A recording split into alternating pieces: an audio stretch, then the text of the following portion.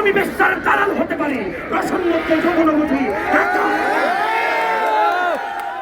আমার বক্তব্য স্পষ্ট, আমার বিপক্ষে গেলেই তথাকথিত রাজনীতিবিদ, কারণ বুদ্ধিজীবী, অশিক্ষিত বিজ্ঞানী, পাঁচতলা পারিওয়ালা ধনী ব্যবসায়ী, সাহিত্য পত্রিকার জঘন্য সম্পাদক, অতিরিক্ত জনসমাবেশ আমি ফু দিয়ে তুলন মতো উড়িয়ে দেব। আপনারা নদী যেমন জলের সঙ্গে সহযোগিতা করে, ঠিক সেইভাবে আমার সঙ্গে সহযোগিতা করবেন।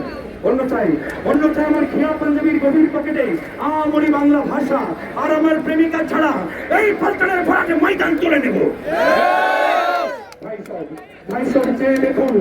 দেখুন বাংলার আকাশে আজ দুর্যোগের ঘনঘটা, সুনন্দার চোখের জল, একজন প্রেমিকার খোঁজে আবুল হাসান কি নিঃসঙ্গ গাছপাল কাপে রাখতে, ভাঙে সূর্য, ইপিআরটিসির বাস, লেখক সঙ্গের জানালা, পেস্টাস্টির সিঁড়ি, রাজিয়ার বাল্যকালীন প্রেম। আপনারা সবাই কিছুই বুঝেন না, শুধু বিকেল 3টে এলেন পল্টনের মাঠে হাততালি, জামায়াত, রক্তচায়ী ধনীকে 21-এর জঘন্য সংকলন, কেন্দ্রীয় শহীদ মিনার 3 মিনিটে 4। আমি সেই করের মতো বলছি, আপনারা যার যার পরনে ঢাকায় শাড়ি, কপালে সিঁদুরে ফিরে যান। আমি এখনো প্রকৃতস্থ পূর্ব বাংলার ভীষণ মাতাল বক্তা একজন।